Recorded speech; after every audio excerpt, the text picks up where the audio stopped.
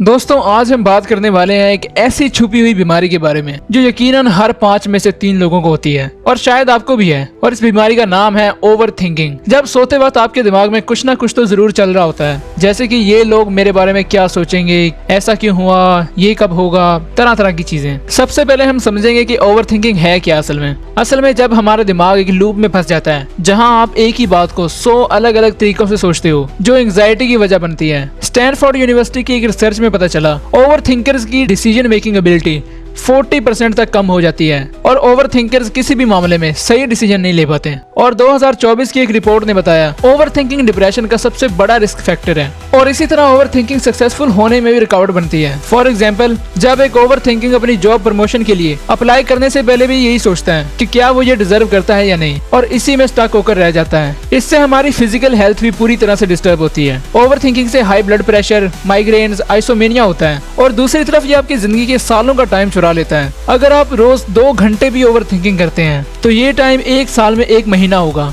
यानी कि आपने 1 साल में 1 महीना सिर्फ ओवर थिंकिंग के लिए गुजार दिया है। याद रखें कि सिर्फ फिक्र करने से हालात नहीं बदलेंगे, इससे सिर्फ वक्त बर्बाद होता है। इसलिए सोचने से जरूरी है आपको अपने काम पर फोकस करना चाहिए, क्योंकि ओवर थिंकिंग से तो आप खुद पर ही कंट्रोल खो देते हैं। आपका दिमाग फेसबुक की तरह स्क्रॉल करता रहता है, negativity, past regrets, fake scenarios, जाहिर है जिनका कोई फायदा नहीं। अब हमें पता चल चुका है कि ओवर थिंकिंग क्या है और उसके क्या नुकसान हैं। और अब आगे हम बात करते हैं how to stop over thinking. हम रियल लाइफ में ऐसा क्या करें कि हम इसे रोक सकते हैं। Point number 1, the 5 minute rule. किसी भी डिसीजन को 5 मिनट से ज्यादा ना सोचो। अगर आप 5 मिनट से ज्यादा किसी भी चीज पर टाइम लगाते हो तो आप उसी में स्टक हो जाते हो। Point number 2, right and burn. जो भी बातें आपके बार बार दिमाग में आती हैं, जो भी फिक्र फ्यूचर के बारे में या पास्ट के बारे में, उन सबको एक पेज पर लिखो और जला दो, क्योंकि उसके बारे में ओवर थिंक करने का कोई फायदा नहीं है। और ये टेक्निक आपकी एंजाइटी को 70% तक कम कर देती है। Point number 3, distract your monkey mind. दिमाग को किसी ना किसी काम में लगा कर रखो। जाहिर है वो काम जिससे आपको फायदा हो, जिससे आपका माइंड ओवर थिंकिंग की तरफ नहीं जाएगा। फॉर एग्जाम्पल, इलॉन मस्क अपनी ओवर थिंकिंग को कंट्रोल करने के लिए गेम्स खेलते हैं और इन सभी तरीकों से आप ओवर थिंकिंग को रोक सकते हो।